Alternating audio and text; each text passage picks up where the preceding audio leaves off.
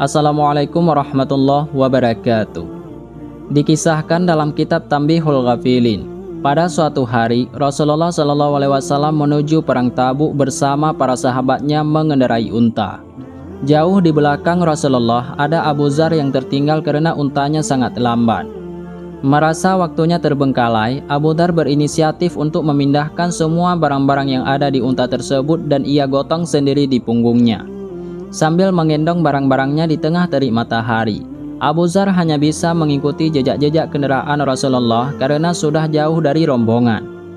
Ketika Abu Dzar hampir mendekati rombongan Rasulullah, salah seorang sahabat berkata, "Ada lelaki yang datang sendiri." Kemudian Rasulullah menjawab bahwa itu adalah Abu Dzar. Setelah mengucapkan kalimat itu, tiba-tiba Rasulullah menangis dan bersabda, "Semoga Allah memberikan rahmatnya kepada Abu Dzar karena ia berjalan seorang diri, ia akan mati seorang diri, dan Allah akan membangkitkannya seorang diri pula."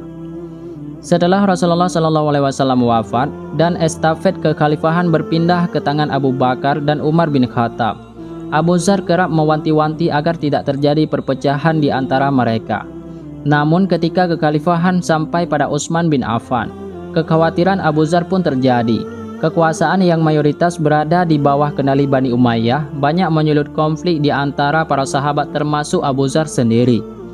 Abu Dzar adalah orang yang paling lantang menyampaikan hadis Rasulullah SAW yang berbunyi, "Setiap unta ada zakat, setiap tanaman ada zakat, setiap harta ada zakat, dan setiap kambing ada zakat. Barang siapa yang bermalam di rumah yang terdapat harta di dalamnya, namun tidak menginfakkan di jalan Allah, maka ia harus bertanggung jawab di hari kiamat."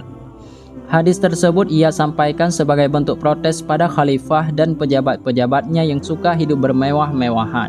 Muawiyah yang merasa bahwa gerakan Abu Dzar cukup membahayakan kekhalifahan, kemudian menyarankan Utsman bin Affan untuk memerintahkan Abu Dzar bersama istri dan anaknya pergi ke wilayah yang bernama Ar-Rabdah, yaitu sebuah desa di Arab yang sangat tertinggal dan dihuni oleh kaum kulit hitam. Jauh sebelum hal itu terjadi, ketika peristiwa Tabuk dan Rasulullah SAW masih hidup, beliau pernah menyampaikan sebuah pesan kepada Abu Dzar, "Dengarkanlah dan taatlah meskipun engkau salat di belakang orang kulit hitam." Apa yang disampaikan Rasulullah itu kemudian menjadi nyata setelah Abu Dzar menemui penduduk Ar-Rabdah yang diimami oleh orang kulit hitam. Setelah tinggal di sana selama beberapa waktu, Abu Dzar merasa ajalnya akan segera tiba.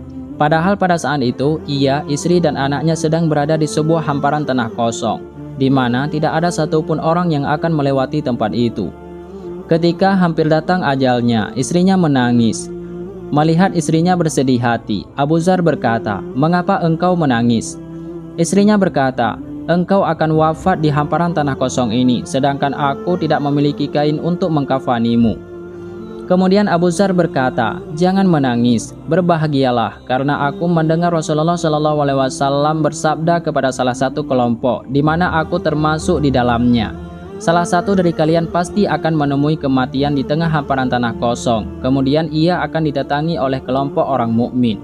Tidak ada seorang pun dari kelompok tersebut yang mati seperti itu kecuali aku. Demi Allah, aku tidak berdusta dan tidak pula didustai, bahwa akulah yang dimaksud Nabi." Selanjutnya Abu Dzar memerintahkan istrinya untuk mencari sebuah jalan dan menunggu pertolongan. Kemudian istrinya itu berdiri di tumpukan pasir sambil mengibarkan kain yang ia miliki untuk memberikan tanda kepada siapapun yang akan melewati jalan tersebut. Karena pada saat itu adalah musim haji, maka jalanan tampak sangat sepi.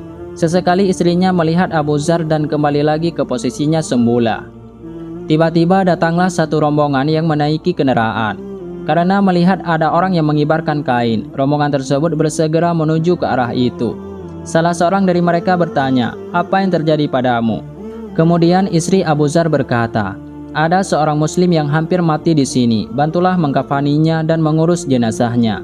"Siapa lelaki itu?" tanya mereka. "Abu Dzar," kata istrinya.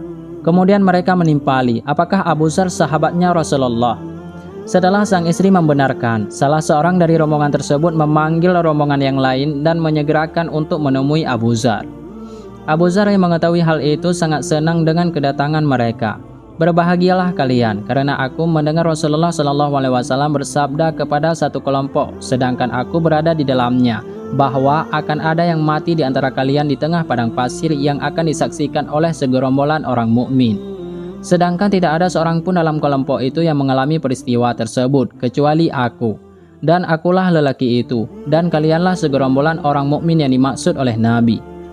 Setelah Abi Dzar wafat, merekalah yang mengkafani hingga mengurus jenazahnya, sebagaimana yang diramalkan oleh Rasulullah SAW. Wallahu a'lam bishawab.